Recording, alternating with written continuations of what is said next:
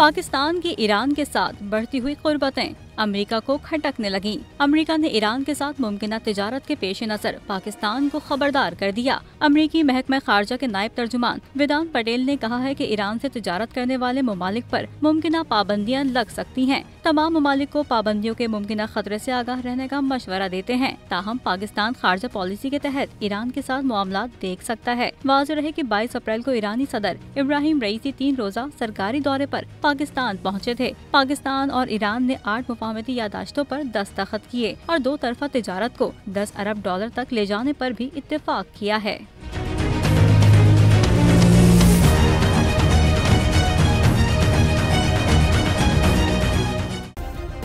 Subscribe करें और bell दबाएं ताकि कोई खबर रह न जाए।